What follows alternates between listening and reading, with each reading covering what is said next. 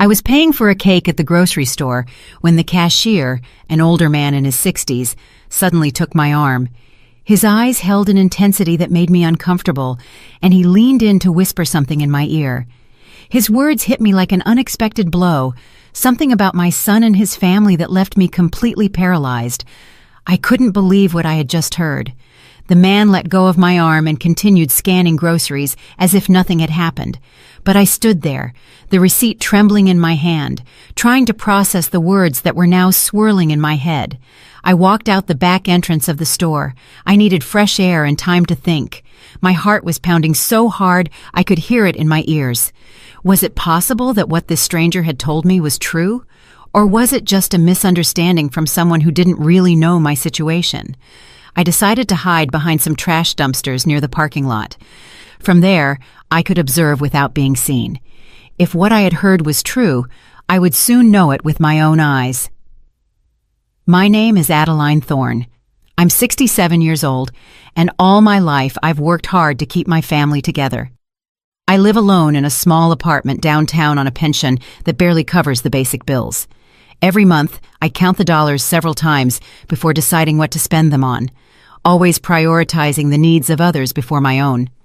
My only son, Owen, married Sienna 3 years ago. From the beginning, I found her to be a bit distant, but I tried to give her the benefit of the doubt, thinking it might just be shyness. Over time, however, I started to notice strange things about her behavior, though I never said anything because I didn't want to create conflict in my son's marriage. Sienna's family had always been very cordial with me, especially her father, Leonard. But there was something in their eyes that didn't sit right with me. They were always talking about how difficult their financial situation was, how they struggled to make ends meet, and without hesitation, I would try to help them when I could. From my hiding spot, I had a perfect view of the grocery store's main entrance. Owen was waiting for me in the car, but now I had a clear sight of everything. The cashier's words echoed in my mind over and over again, like an unceasing sound. Barely 2 minutes had passed when I saw something that made me doubt everything I thought I knew about my daughter-in-law's family. Leonard, Sienna's father, walked out the main entrance carrying bags that looked quite heavy. But they weren't ordinary grocery bags. They were from a high-end store I only knew by sight, a place I had never had the resources to shop at. The store's name shimmered in gold on the black bags he carried with a casual ease, as if it were a perfectly normal thing for him. My heart began to beat faster. Leonard walked to a car parked just a few feet from where I was hiding. It wasn't the old, worn-out car they always complained about when asking for help. It was a brand-new, gleaming vehicle, a light color that shone under the afternoon sun. The tires looked brand new, and the paint didn't have a single scratch. I watched him open the car's trunk and carefully place the bags inside, like someone protecting something valuable. Then he took out his phone and started talking to someone. Although I couldn't hear the conversation, his body language was relaxed, like that of a person with no urgent financial worries. At that moment, I remembered all the times Sienna had called Owen asking for help. It was always the same story. They couldn't pay the rent. They needed help with Leonard's medical expenses. They couldn't afford enough food for the week, and my son, with his kind heart, always found a way to send them something. But what I was seeing with my own eyes didn't match those stories of desperate need at all. The expensive bags, the new car, Leonard's relaxed demeanor, everything seemed to completely contradict the version they had been telling us for months. A cold sensation began to spread through my body, like when you sense that something very bad is about to happen. The cashier's words were starting to make sense, though I still resisted believing them completely. Could it be possible that my daughter-in-law's family had been lying to us this whole time? Leonard ended his call and headed back towards the grocery store entrance. He seemed to be looking for something or someone. His eyes scanned the parking lot carefully, as if to make sure no one had seen him. That cautious attitude seemed very suspicious to me. I decided to stay hidden a little longer. My gut told me there was more to discover, and after what I had seen, I couldn't simply ignore the situation. I needed to be completely sure before I talked to Owen about this. As I remained hidden, I began to remember how I had gotten to this point. That morning, I had woken up with a mix of excitement and nervousness. It had been months since I had visited Sienna's family, and I wanted to make a good impression by bringing something special to share. I went to my small kitchen and opened the jar where I kept my savings. Counting those coins had become a painful but necessary ritual. I separated the wrinkled bills and coins I had been saving for weeks, sacrificing small pleasures like a coffee at the bakery or a magazine at the newsstand. I had exactly $43. It wasn't much, but I had decided to use 20 of it to buy a decent cake at the neighborhood bakery. The rest I needed for my expenses the next week, mainly to buy my medications and some basic groceries. I showered with care and chose my best dress, the one I saved for special occasions. It was a simple but clean dress that made me feel presentable. I styled my hair, trying to hide the gray strands that were more noticeable every day, and put on the fake pearl earrings my late mother had given me so many years ago. Before leaving, I looked at my reflection in the bathroom mirror. I saw a 67-year-old woman who had worked her whole life, who had raised her son alone after being widowed, and who was now trying to keep a family together that seemed to value money more than feelings. Owen arrived to pick me up exactly on time. My son had always been punctual, a quality I admired in him. When I got in his car, I noticed he seemed a little tense, but I thought maybe it was nervousness about the family visit. During the ride, we talked about unimportant things. He told me about his office job, about some minor problems he'd had with his boss, but he avoided talking about Sienna or her family. That seemed strange to me, because he normally kept me informed about how things were going in his marriage. When we arrived at the area where Sienna's family lived, I asked him to stop at the grocery store. I wanted to buy a fresh cake to go with lunch. Owen offered to go in with me, but I told him I preferred to go alone, that I wouldn't be long. The bakery inside the grocery store had several cakes available. I chose a simple vanilla cake, nothing extravagant but presentable. It cost exactly $18, two less than I had budgeted, which made me happy because it meant I could buy a small greeting card. It was also in the checkout line that everything happened. The cashier, a man who seemed to be my age, served me normally until he saw the name on the credit card I tried to use first. The card was rejected, as I expected, because I knew I didn't have sufficient funds. Then I took out the cash. It was at that moment that the man looked at me more closely, whispered my name, Adeline Thorne, and asked me if I was Owen's mother. When I confirmed that I was, his expression changed completely. He looked worried, almost scared. What he told me after grabbing my arm was something I will never be able to forget, though at that moment I refused to believe it. His words were direct and painful. He told me that my daughter-in-law's family came to that grocery store regularly, spending hundreds of dollars on imported products and premium meats, while at the same time he knew they were constantly asking my son for money. He explained that he knew the situation because Leonard had mentioned several times, with a certain pride, how my son helped them financially every month. The cashier told me he had seen Leonard buy bottles of wine that cost more than I spent on food for a whole week. He also told me that Sienna frequently bought expensive beauty products and designer clothes there, always paying in cash. He told me it seemed unfair that a family who gave themselves those luxuries was taking advantage of the generosity of a hard-working son and his elderly mother. The man explained that he had decided to talk to me because he had seen me carefully counting my coins to pay for a simple cake, while they spent without a care on luxury items. He told me that his own mother had gone through a similar situation and that he regretted not having acted in time. After hearing this, I left the grocery store completely confused. My mind refused to fully process what I had heard. For years, I had trusted the word of Sienna and her family. I had watched my son worry about them, work extra hours to send them money, and I myself had contributed with the little I had on several occasions. But the cashier's words had planted a seed of doubt that was growing rapidly in my heart. That's why I decided to hide and observe. I needed to see with my own eyes if what I had been told was true, because the consequences of that information were too serious to act on based on rumors alone. From my hiding spot behind the dumpsters, I could see everything happening in the parking lot perfectly. The smell of garbage wasn't pleasant, but it was a small price I was willing to pay to discover the truth about the people I had trusted for so long. When I saw Leonard come out of the grocery store with those expensive bags, my heart tightened in my chest. The bags were from a store I knew only by its reputation for high prices. A single purchase there could cost me a whole month's grocery budget.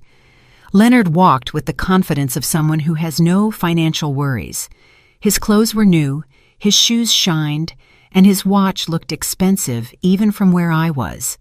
Nothing about his appearance suggested the desperate poverty they always talked about. The car he put the groceries in was definitely new.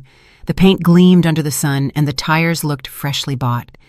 I mentally calculated that a vehicle like that could cost more money than I had seen put together in my whole life. How was it possible that someone who had a car like that would need constant financial help? As I watched him talk on the phone, I noticed that his conversation was relaxed, even cheerful. It didn't seem to be the call of someone worried about financial problems. His body language was that of a satisfied person, comfortable with his situation. At that moment, all the small inconsistencies I had noticed over the past few months began to make sense. The times Sienna had casually mentioned expensive restaurants where she had eaten, justifying it as invitations from friends. The comments about new clothes she had supposedly gotten on incredible sales. The social media photos that showed a lifestyle that didn't match their constant requests for help. Leonard ended his phone call and started walking back towards the grocery store entrance. His movements were confident, unhurried, like someone who had all the time in the world. That gave me the chance to analyze his appearance and behavior better from my hiding spot. Not only were his clothes new, but they were of good quality. The shirt he was wearing had that perfect cut you only get at specialty stores, and his pants were impeccably ironed. Even his shoes, which I could see better as he got closer to my position, seemed to be genuine and expensive leather. While I was waiting to see what else would happen, I heard voices coming from my right. 2 elderly women were talking as they pushed their shopping carts toward their cars. At first I didn't pay attention, but when they mentioned Sienna's name, my ears perked up immediately. "Did you see the new dress Sienna was wearing at the mall yesterday?"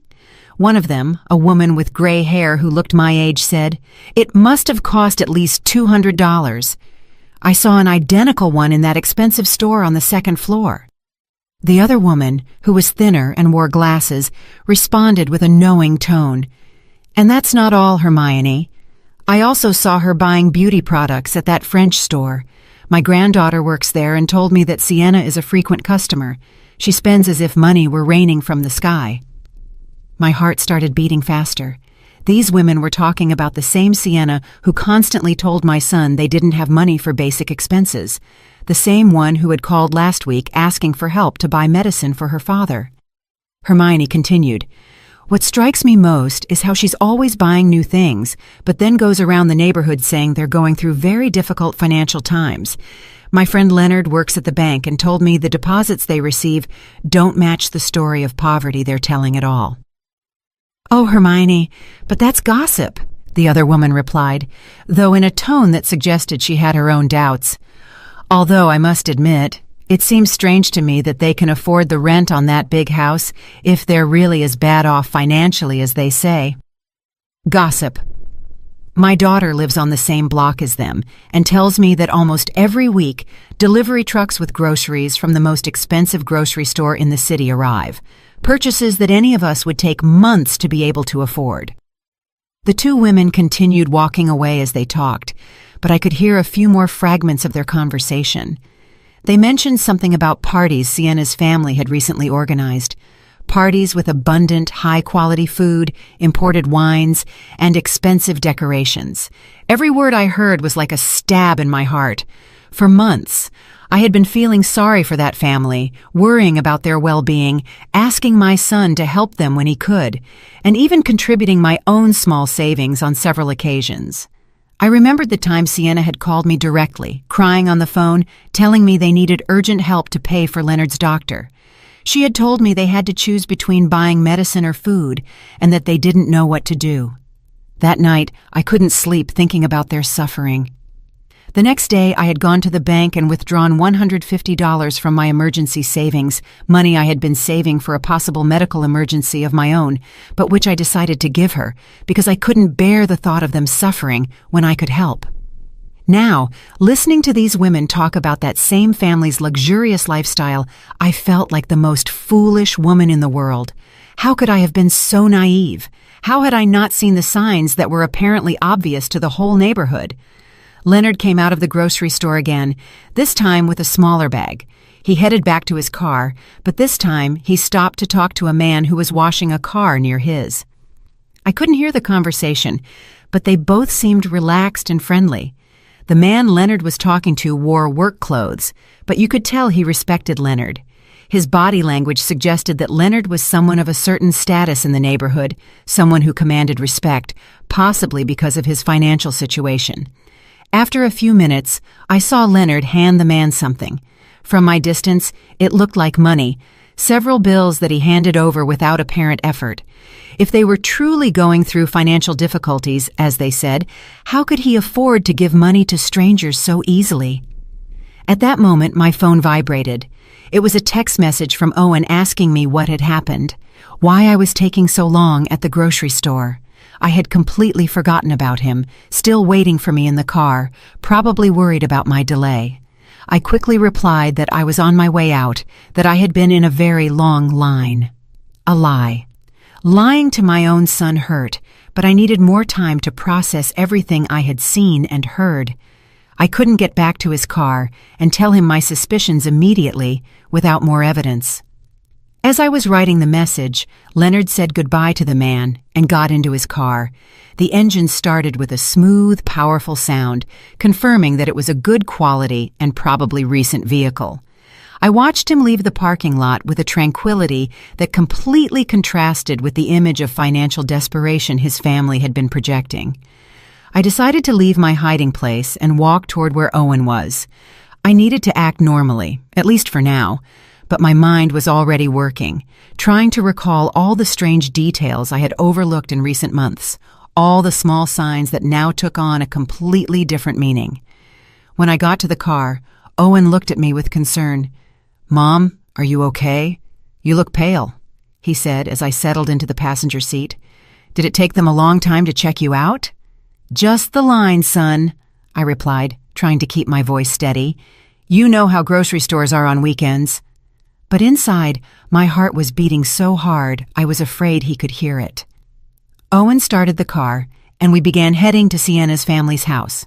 During the ride, I tried to keep up a normal conversation, but my mind was still processing everything I had seen and heard at the grocery store. Every traffic light, every corner we passed, brought me closer to a meeting I now saw in a completely different light. "How's Leonard's job been lately?" I asked my son, trying to sound casual. "Last time I spoke to Sienna, she said things were very difficult for him." Owen sighed as he drove. "Yeah, Mom. Sienna told me her dad had to reduce his work hours because the company he works for is having problems. That's why we've been helping them a little more these past few months." That information didn't match at all the relaxed and prosperous attitude I had observed in Leonard just a few minutes earlier. A man who was truly worried about reduced work hours wouldn't be spending money at expensive stores or handing bills to strangers in a parking lot. "And how do you feel about that, son?" I asked, watching his expression in the rearview mirror. "I know you've been working a lot of extra hours lately." "Well, Mom, they're my family now," Owen replied in a tone that mixed tiredness with resignation. "Sienna is my wife, and when you get married, you also marry into the family. If they need help, it's my duty as a son-in-law to help them." His words broke my heart. My son, the kind and hard-working man I had raised, was sacrificing his own well-being for people who, from what I had discovered, were taking advantage of his generosity.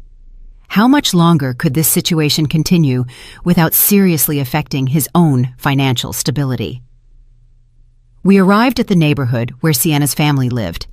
It was a pleasant residential area with well-maintained houses and manicured lawns. It wasn't the most luxurious neighborhood in the city, but it was definitely not a place where people living in extreme financial difficulties would reside. As Owen looked for a place to park, I was able to get a better look at Sienna's family's house. It was a 2-story building with a well-decorated front lawn and a facade that had been recently painted. The windows had new curtains, and the front door looked like it had been renovated not long ago. "The house looks very well kept," I commented, trying to get more information. "Didn't you tell me they were having trouble paying for some repairs?" "Oh yeah," Owen replied as he parked. "Leonard managed to get some extra work on weekends to make the most urgent repairs. He's been working a lot to keep the house in good condition." Another story that didn't add up. If Leonard were really working extra shifts to survive, how would he have time to go grocery shopping at an expensive store during work hours? And more importantly, how would he have money to spend on luxury goods if everything he earned was supposedly going to house repairs? We got out of the car and walked to the front door. Owen was carrying some things he had brought, while I carried my cake and a mix of nervousness and curiosity that grew with every step. Before we could ring the doorbell, the door opened, and Sienna appeared with a radiant smile. My first impression was one of total shock. Her appearance was completely transformed from the last time I had seen her just a month ago. She was wearing a dress that was definitely not cheap. The fabric looked to be of excellent quality, the cut was perfect, and the vibrant colors gave her an elegant and sophisticated look. Her shoes were clearly new, with a shine that only freshly bought items have, and her handbag matched the outfit perfectly. But what struck me most was her hair and makeup. She had a professional cut that you only get at expensive salons, with highlights that shimmered in the sunlight. Her makeup was flawless, the kind that requires high-quality products and a lot of time to apply correctly. "Adeline, what a joy to see you!" Sienna exclaimed, coming in for a hug. As she embraced me, I could smell her perfume, a costly fragrance I recognized, because I had once seen its price at a store and it seemed equivalent to my 2-week food budget. "Hello, Sienna," I managed to say, trying to hide my surprise. "You look great. That dress is beautiful." "This old dress?" she replied with a laugh that seemed a little forced. "I bought it on a clearance sale months ago. You know how it is. When you find good deals, you have to take advantage of them." That explanation sounded exactly like the one the woman at the grocery store had mentioned. There was always a justification for every expensive item.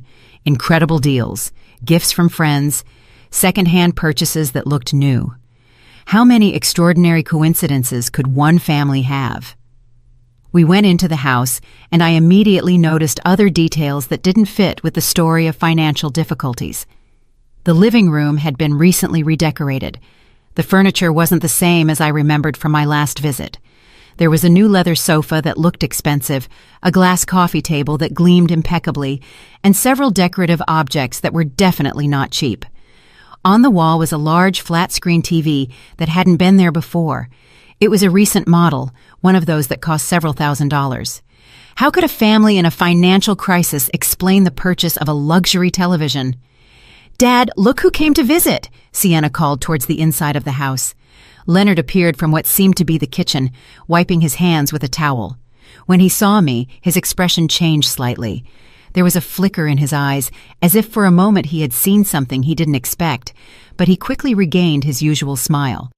"Adeline, so good to see you," he said, approaching to greet me.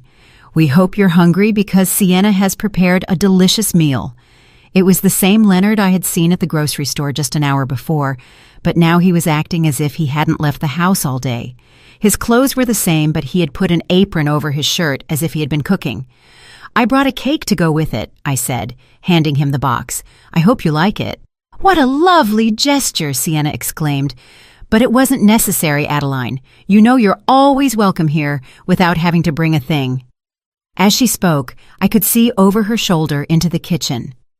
The counters were full of ingredients and utensils that suggested an elaborate culinary preparation. I could make out expensive-looking cuts of meat, fresh and exotic vegetables, and bottles of imported seasonings. The amount of food they were preparing could easily feed a family for several days, and the quality of the ingredients was noticeably superior to what I could afford to buy for my own meals. "Did you two prepare all this?" I asked, genuinely impressed by the abundance. "Well, "We wanted to do something special for your visit," Leonard replied. "You don't get to have Owen's mother over every day. Besides, we got some ingredients on sale, so we decided to take advantage." The miraculous sales again.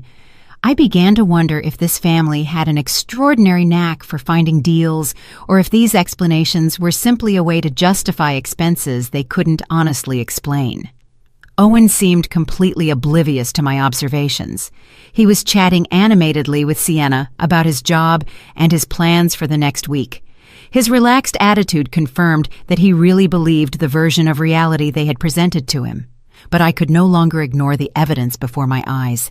Every detail of that house, every aspect of Sienna's and Leonard's appearance, every convenient explanation, everything pointed to the same unsettling conclusion. This family was not going through the financial difficulties they claimed to be facing. During lunch, I tried to maintain a normal conversation while discreetly observing every detail that could confirm or disprove my suspicions. The table was set with dinnerware I didn't remember seeing before, plates and glasses that seemed to be of good quality, not the kind of utensils someone worried about every penny would use. The food they served was abundant and varied. There were several main courses, elaborate salads, and side dishes that required expensive ingredients. Leonard poured wine into crystal glasses, a wine I recognized from having seen its price at the grocery store, more than $50 a bottle. "This wine is delicious," I commented, trying to get information. "Is it a special brand?" "Oh, this one?" Leonard replied with a proud smile. "A friend of mine who works in imports got it for me at a special price. Normally we couldn't afford wines like this, but when these opportunities come up, you have to take advantage." There was always a perfect explanation, always a generous friend, or an incredible deal that justified every luxury. I was starting to wonder how many generous friends one family could have, and how frequent those extraordinary deals could be. While we ate, Sienna casually mentioned some plans they had for the next month.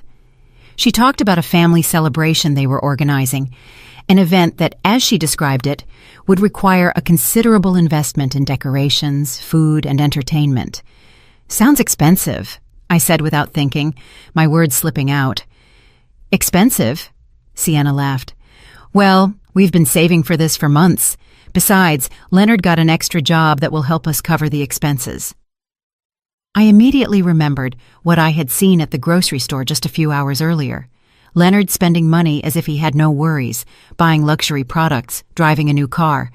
What was the truth about his work situation? "What kind of extra job did you get, Leonard?" I asked directly.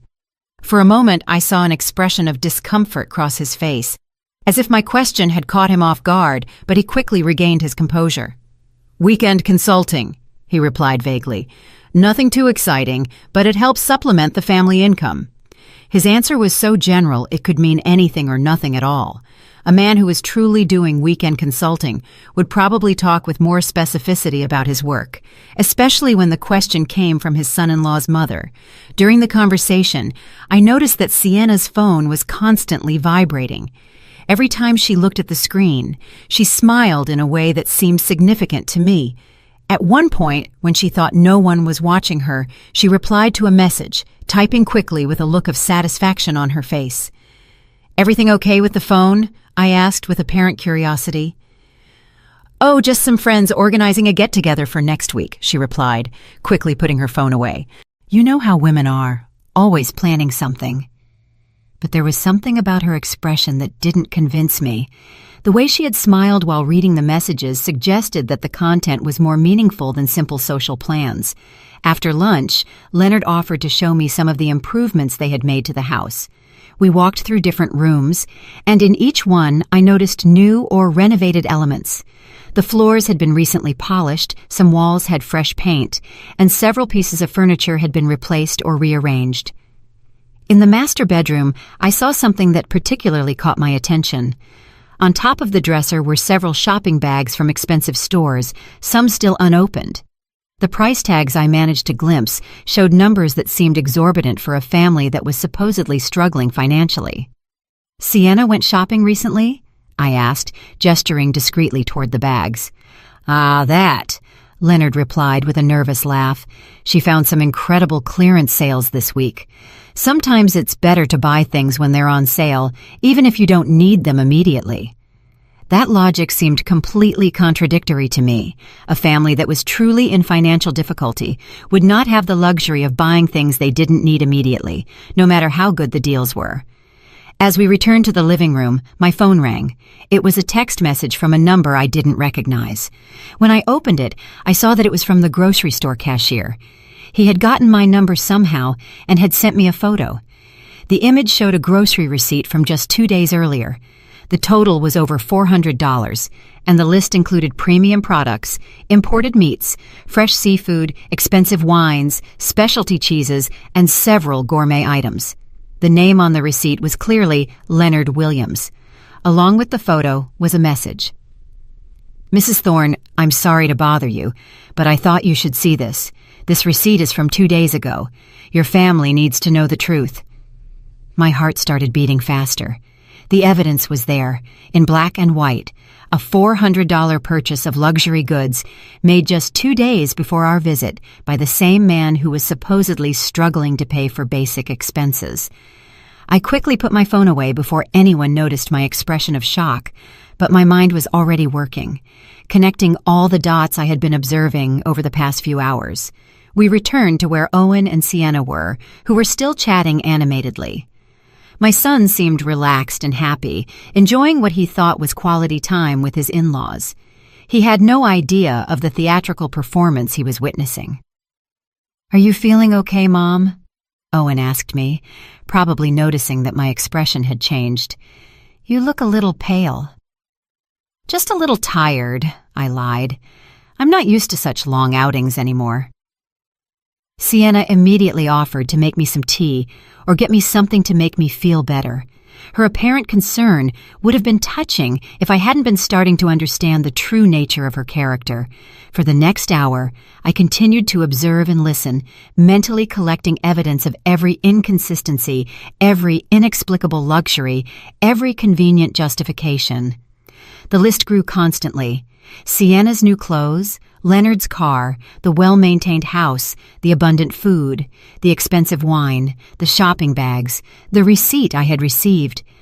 But what hurt me the most was the realization that this situation had probably been going on for months, maybe years. How much money had my son sent to this family?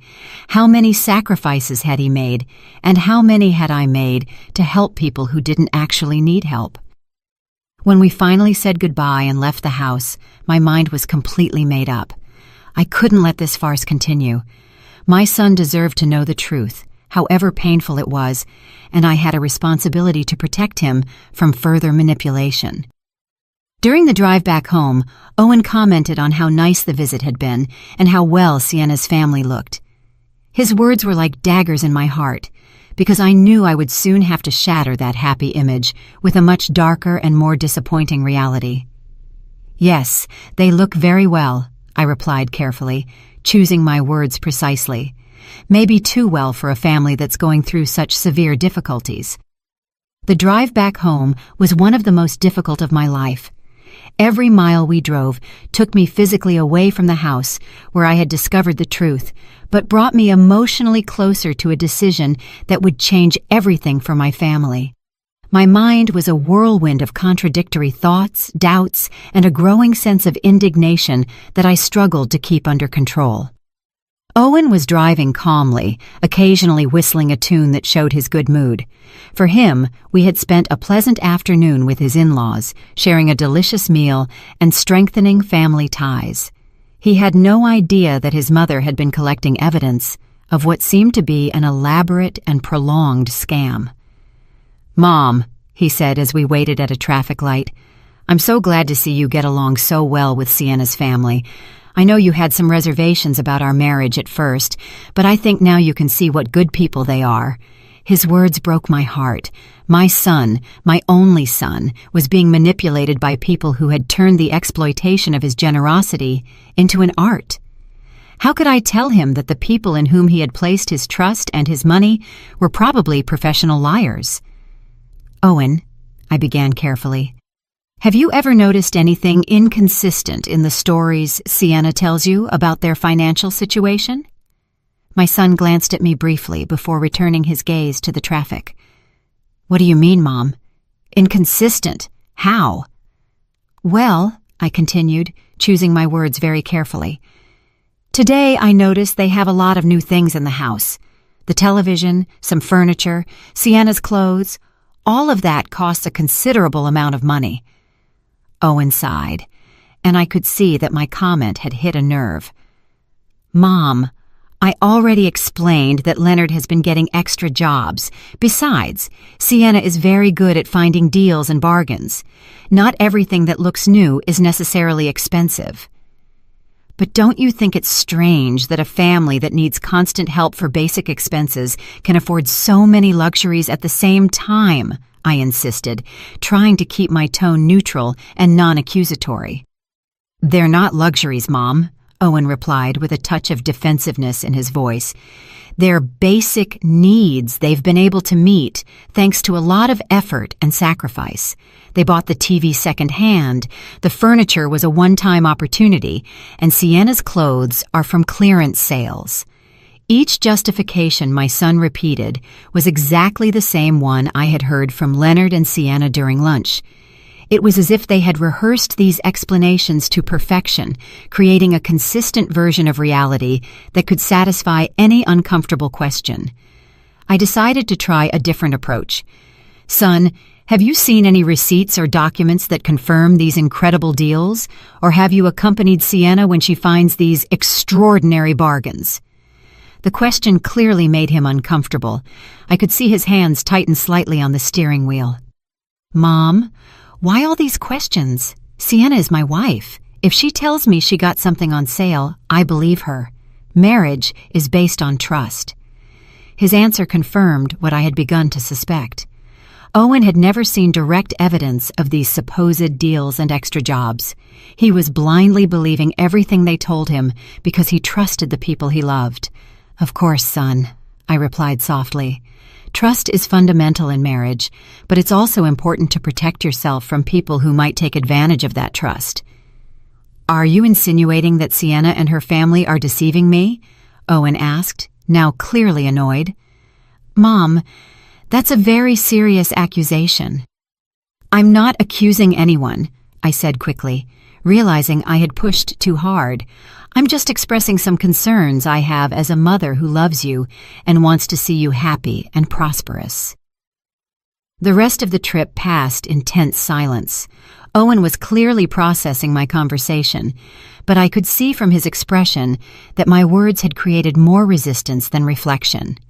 It was evident that any criticism toward Sienna and her family would be received as a personal attack. When we arrived at my apartment, Owen helped me out of the car, but his goodbye hug was colder than usual. Mom, he said before leaving, I hope you can give Sienna's family a chance. They're good people who are doing the best they can in difficult circumstances. I'll keep that in mind, son, I replied, knowing he would interpret my response as a promise to be more understanding, when in reality, it was the opposite. That night, alone in my small apartment, I sat in my favorite armchair with a cup of tea and tried to organize all the thoughts that had been bombarding my mind for the past few hours. I had abundant circumstantial evidence, testimonies from neighbors, personal observations, and even a photo of the $400 grocery receipt. But I also had a son who was completely convinced that his wife and her family were victims of difficult circumstances who deserved his help and compassion. Any direct attempt to confront this belief had resulted in resistance and defensiveness. I took out my phone and looked at the photo of the receipt the grocery store cashier had sent me again. The numbers were indisputable. Over $400 in luxury goods purchased just 2 days before our visit. That amount represented more than I spent on food for an entire month. As I looked at that evidence, I remembered all the times Owen had come home stressed after working extra hours to send money to Sienna's family.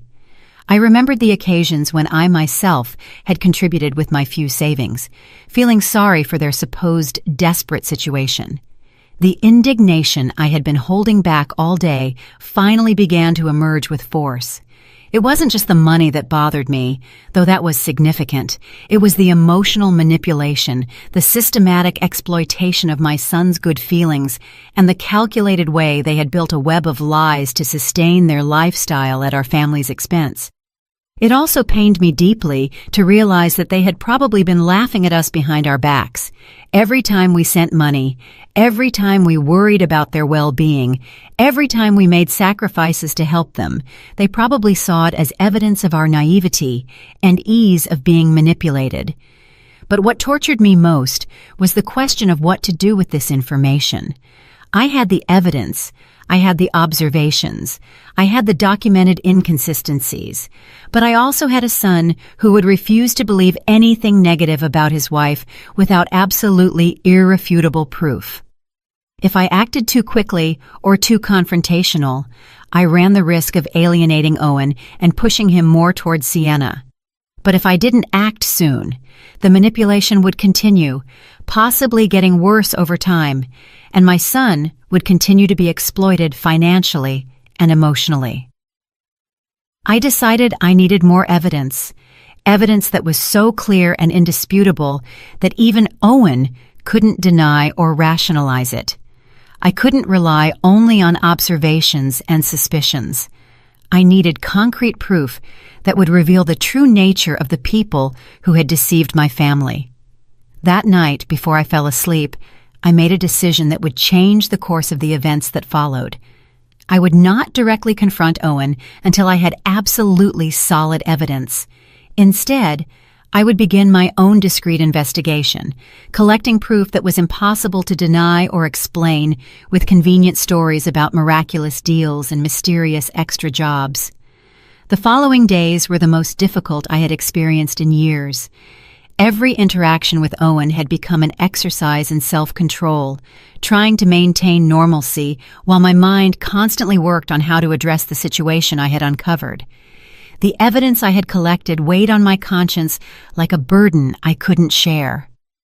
During that week, I received 3 more messages from the grocery store cashier. Each one contained additional information that confirmed and expanded my initial suspicions. He sent me photos of other receipts for purchases made by Leonard and Sienna in recent weeks, all showing excessive spending on unnecessary and expensive products. One of the photos showed a receipt for over $600, which included 2 bottles of French champagne costing more than $100 each, imported seafood, and several gourmet cheeses. The date on the receipt was the same day Sienna had called Owen asking for urgent help to pay the rent. I also received information from Hermione, one of the women I had heard talking at the grocery store.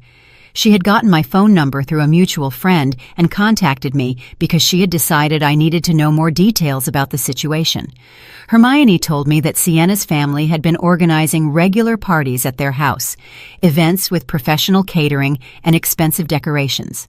She described a birthday party for Leonard that had cost, according to the guests' comments, several $1,000s in food, drinks, and entertainment. "Adeline," she told me during a phone call, "my daughter lives on the same block and tells me that delivery trucks with expensive purchases, clothes, appliances, furniture, are constantly arriving. It's not normal for a family that is supposedly in a financial crisis." Each new piece of information made it harder to maintain my silence, but I knew I needed the right moment and circumstances to present all of this to Owen in a way that couldn't be easily dismissed or rationalized. The moment came on a Wednesday night when Owen came to visit me after work. He looked especially tired and stressed. When I asked him what was wrong, he told me that Sienna had asked him for additional money for a medical emergency for Leonard. "He needs a minor surgery," Owen explained, rubbing his temples with clear signs of tension. "The insurance doesn't cover everything, and they need $200 by Friday. I've been working double shifts all week to be able to get the money together." That was the last straw. $200 for a supposed medical emergency requested by the same family that had spent $600 on champagne and seafood just a few days earlier. I couldn't let my son sacrifice himself anymore for these elaborate lies. "Owen," I said, taking his hands in mine. I need to show you something. But before I do, I want you to know that I'm doing this because I love you and because I can't stand to see you being hurt. I took out my phone and showed him the first photo of the $400 receipt. His eyes widened when he saw the date and the total, but before he could speak, I showed him the other photos I had received during the week. "Mom, where did you get this?" Owen asked, looking at the images with an expression that mixed confusion and denial. "And how do you know these receipts are real?" I explained my encounter with the grocery store cashier, the conversations I had overheard from the neighbors, and all the observations I had made during our visit. I spoke slowly and carefully, presenting each piece of evidence logically and chronologically.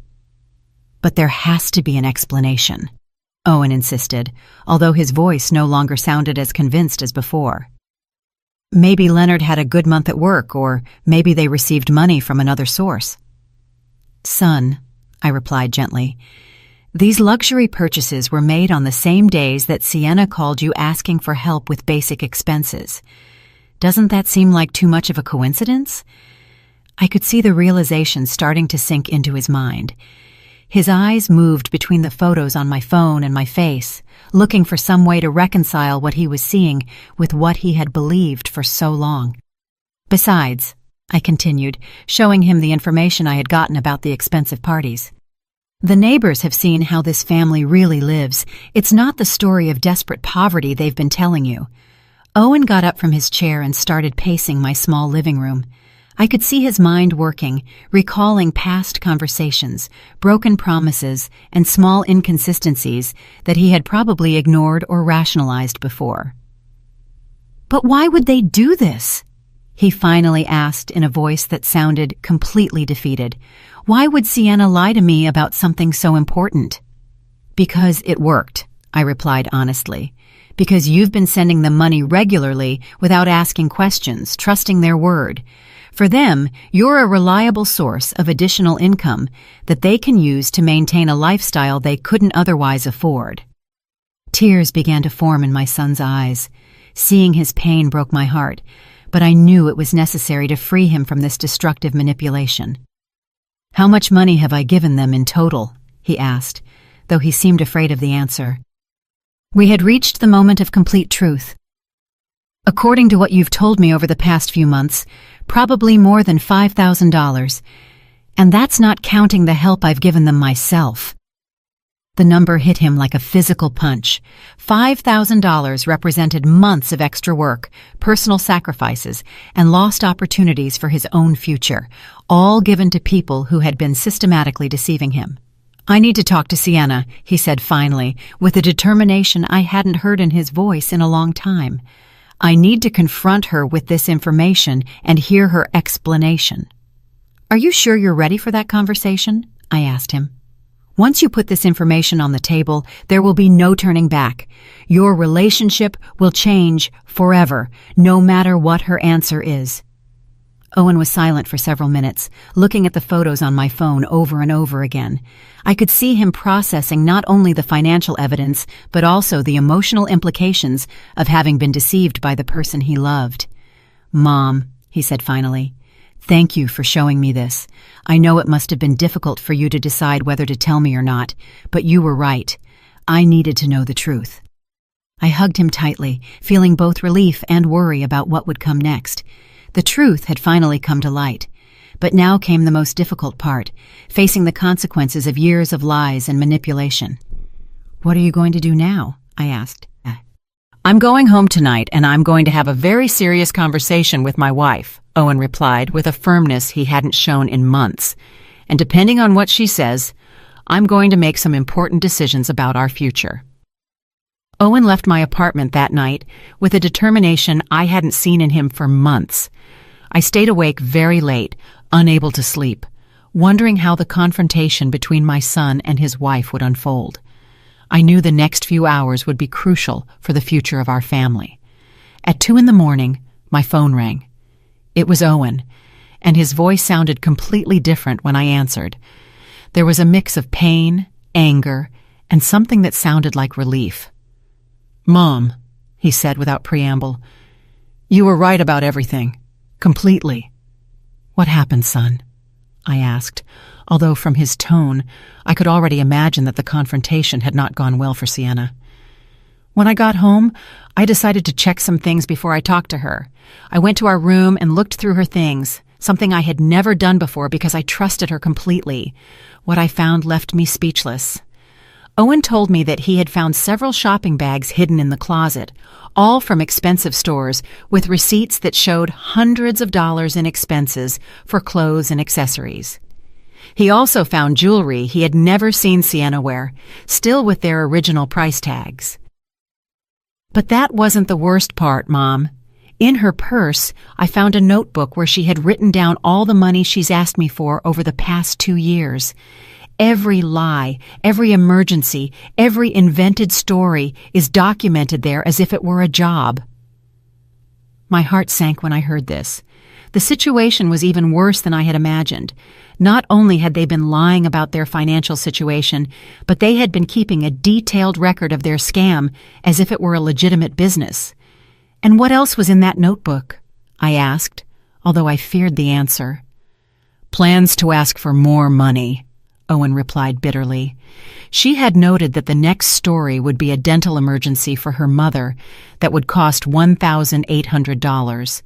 She also had notes on how to make me feel guilty if I doubted her or asked too many questions. The cold calculation of it all sickened me. They weren't mistakes or misunderstandings. It had been a systematic manipulation designed specifically to exploit my son's good feelings. And when did you confront her with all this? I asked. At first, she tried to deny everything, Owen continued. She said the purchases were gifts from friends, that the notebook was just to keep track of household expenses, that I was misinterpreting everything. But when I showed her the photos you had of the grocery store receipts, her strategy changed completely. How did it change? She got furious.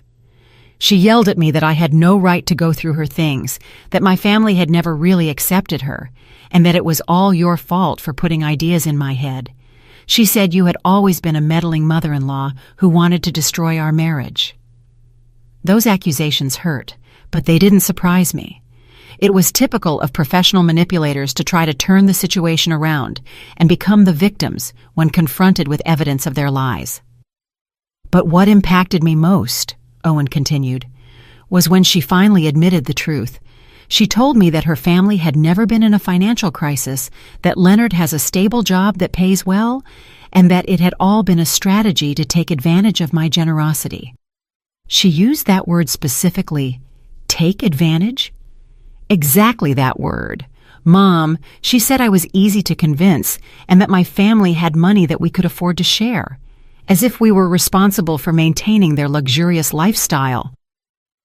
The conversation continued for over an hour. Owen told me every detail of the confrontation, every lie that had been revealed, every manipulation that had finally been exposed. The picture that emerged was of a family that had turned deception into a way of life. I also called Leonard during the argument, Owen told me. I wanted to hear his version of events. At first, he tried to stick to the original story, but when I told him I already knew the truth, he also admitted everything. And what did Leonard say? He said that they had decided from the beginning that I was a good match for Sienna because I had a stable job and a family that could help them financially. He told me it was never personal, that it was just business, as if that made everything okay.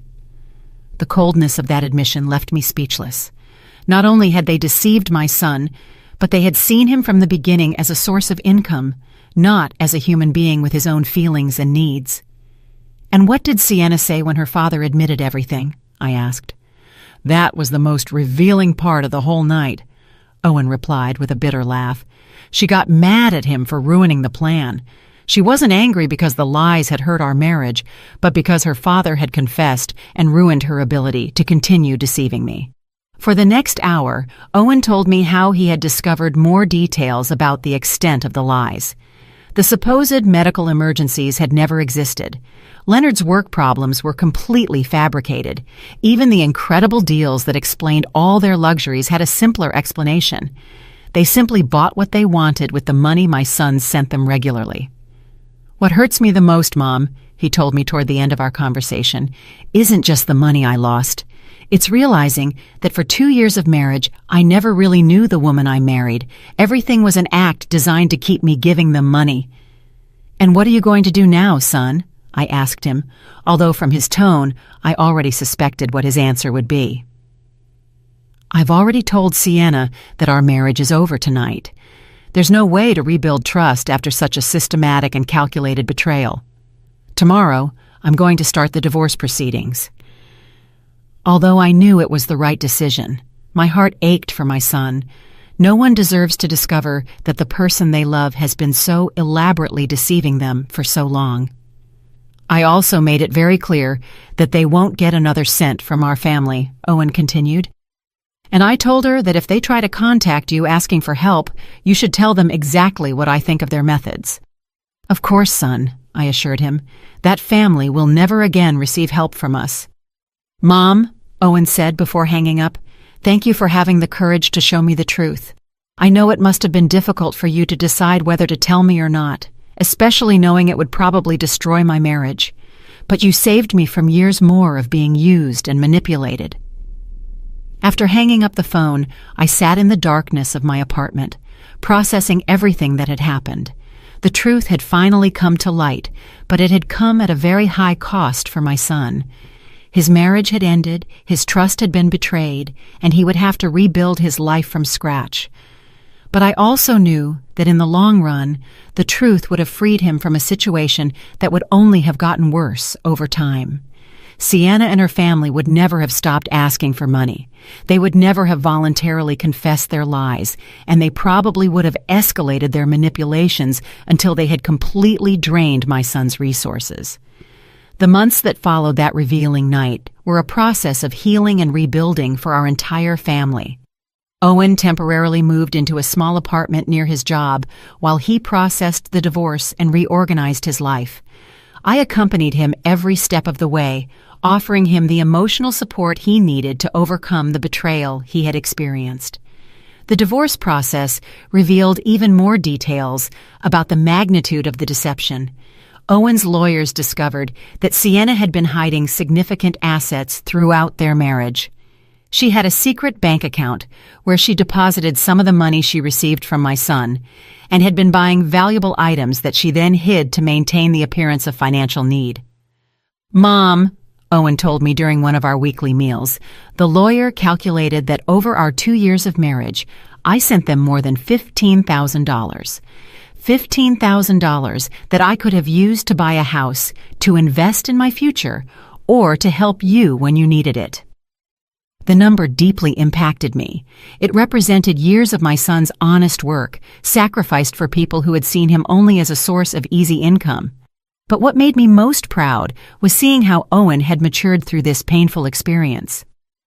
During the legal process, Sienna and her family tried to contact me on several occasions. Leonard called me trying to convince me to intercede with Owen, promising that they would return all the money and never ask for help again. His pleas sounded desperate, but I had already learned to recognize their manipulations. "Leonard," I told him during the last call I accepted, "you had 2 years to be honest with my son. You chose lies, manipulation, and deceit. Now you have to live with the consequences of those decisions." Sienna also attempted a final effort at manipulation by showing up at my apartment one afternoon unannounced. She was dressed in simple clothes and no makeup, trying to project an image of vulnerability and repentance. But I already knew her techniques too well. "Adeline," she said with tears that seemed rehearsed, "I know we made mistakes, but I really loved Owen. This all got out of control, but we never wanted to hurt him." "Sienna," I replied with a calm that surprised me. "Real love doesn't include systematic lies and calculated manipulation. What you did wasn't love. It was exploitation, disguised as love." She continued to try various approaches. First, the repentant victim, then the desperate wife. After that, the daughter-in-law who just wanted to mend the family relationship. But every strategy she tried only confirmed what I already knew about her true nature. "The money you took from my son isn't just money," I explained to her. "It represented his trust, his future, and his ability to believe in the people he loves. That can't be returned with apologies or promises. Finally, after more than an hour of failed manipulation attempts, Sienna showed her true colors. Her expression changed completely, and she told me coldly, "I always knew you were the problem in this marriage. Owen would have been happy if you hadn't meddled." "Maybe," I replied calmly. "But he would have been happy while being deceived and exploited. I prefer him to be temporarily unhappy but free than happy but used." After that confrontation, I never heard from Sienna or her family again. According to Hermione, they moved out of the neighborhood a few weeks later, probably to avoid the embarrassment of everyone knowing the truth about their methods. Owen's recovery process was gradual but constant. At first, he was angry with himself for having been so trusting. But with time and perspective, he began to understand that his generosity and trust were not weaknesses, but valuable qualities that had been exploited by unscrupulous people. "Mom," he told me during a dinner near his new apartment, "I've been thinking about everything that happened, and I realize I learned something important. Generosity must be accompanied by wisdom, and trust must be earned and maintained, not given blindly."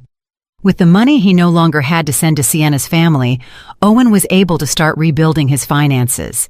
He opened a savings account, began investing in his professional future, and for the first time in years, he could enjoy small luxuries without feeling guilty. He also helped me improve my own situation. He insisted on giving me money to buy some new appliances I needed, and began visiting me more frequently, bringing good quality food that we could share without worrying about the cost. "It's ironic," he reflected one day, as we shared a meal he had bought.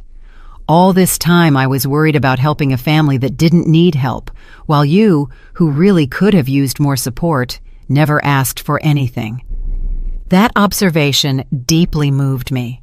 During the years of Sienna's manipulation, I had watched my son exhaust himself trying to meet constant demands for money, while I remained silent about my own needs so as not to add more pressure to his life. 6 months after the divorce, Owen had found a new balance in his life. He had learned to be more cautious without becoming cynical, wiser without losing his ability to trust the people who truly deserved his trust. "Mom," he told me during one of our Sunday walks in the park, "I want to thank you again for having the courage to show me the truth. I know it was difficult for you to decide whether to intervene or not." "Son," I replied, "a mother must always protect her children, even when it hurts. My job isn't just to love you, but also to make sure the people you say you love truly deserve you." The grocery store cashier, a man named Eli, also became an unexpected but welcome presence in our lives. One day, he came to visit me to ask how things had turned out, and we ended up talking for hours about the importance of speaking up when we see injustices, even if it's uncomfortable to do so. "You know, Mrs. Thorne," Eli told me before he left, "my mother went through a similar situation years ago, and no one had the courage to tell her the truth. When everything was finally discovered, she had already lost all her life savings. That's why I decided to talk to you. Some truths hurt, but silence hurts more." Now, when I look back on everything that happened, I feel a mix of pain for what my son had to suffer, but also a deep pride for the strength he showed in facing the truth and making the right decisions. I learned that true family love sometimes requires the courage to speak difficult truths, to confront uncomfortable situations, and to protect the people we love even when it means destroying illusions they prefer to keep. That day, when I heard those strange words at the grocery store and decided to observe instead of ignore, I changed the course of our lives forever. It was one of the most difficult decisions I've ever made, but also one of the most correct. Today, Owen is a wiser, stronger man who is more aware of his own worth. He is no longer the victim of professional manipulators, but someone who has learned to set healthy boundaries and to value his own generosity enough not to allow it to be exploited. And I, Adeline Thorne, at 69 years old, learned that it's never too late to be brave, to stand up for what's right, and to protect those we love. Because in the end, the most powerful justice isn't the one that shouts, but the one that acts with wisdom and protects those we love most. 2 years have passed since that afternoon at the grocery store that changed our lives forever. As I write these lines, sitting in my favorite armchair with a cup of tea that is already getting cold, I can't help but reflect on all the ground we have covered since then. Owen got married again 6 months ago. His new wife, Regina, is a hard-working and honest woman he met at his office. What I like most about her isn't just her transparency in everything she does, but the way she respects the relationship I have with my son.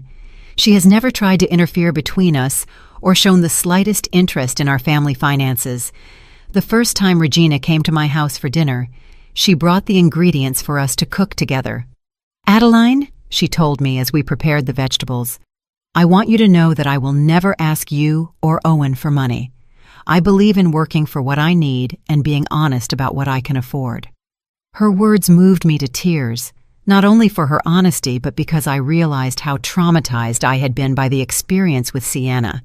For months after the divorce, every time we met someone new, I would find myself analyzing their motivations and looking for signs of manipulation. The healing process was not easy for either of us. Owen went through periods of depression where he questioned his judgment in relationships. There were nights when he would call me, asking if he could ever fully trust anyone again.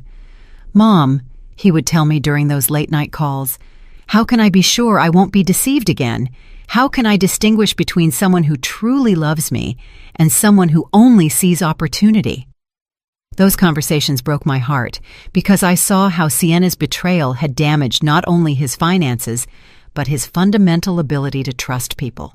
But I was also proud to see how he was slowly rebuilding his confidence in a more mature and wiser way. During the first year after the divorce, Owen developed what he called his verification system. Before helping anyone financially, he would ask to see documentation, talk to multiple sources, and take time to evaluate the consistency of the stories they told him. At first, I thought he might have become too distrustful, but over time, I realized that he had simply learned to balance his generous nature with a practical wisdom he hadn't had before. He no longer gave money out of emotional impulse, but after a careful and rational evaluation. This new approach served him well when a coworker asked him for help for a supposed family emergency. Instead of sending money immediately, Owen asked to see medical documents and spoke directly to the hospital mentioned. It turned out that the story was false and his coworker was trying to get money for gambling. "Mom," he told me after discovering that lie, "2 years ago, I would have sent the money without asking a single question. Now I understand that verifying isn't distrusting. It's protecting yourself from people who seek to take advantage of the kindness of others." For my part, I also had to process my own feelings about what had happened. For months, I felt guilty for having waited so long to say something, wondering how much money we could have saved if I had acted sooner. But with time and perspective, I came to understand that I acted at the right time, when I had enough evidence to be convincing. The grocery store cashier who initially alerted me to the situation became a dear friend to our family. He and his wife Marlene visit us regularly, and we have developed a friendship based on shared values of honesty and mutual support. "You know, Adeline," Eli told me during one of his visits, "what I admire most about this whole situation is how you handled the truth. Many people would have made a scene, yelled, or sought revenge, but you simply presented the facts and let the truth do its job." His words made me reflect on something important I had learned throughout this process, that silent dignity is more powerful than noisy revenge. I never sought to hurt Sienna or her family. I simply stopped allowing them to hurt us. Hermione, the neighbor who had given me additional information about Sienna's family, also became a close friend.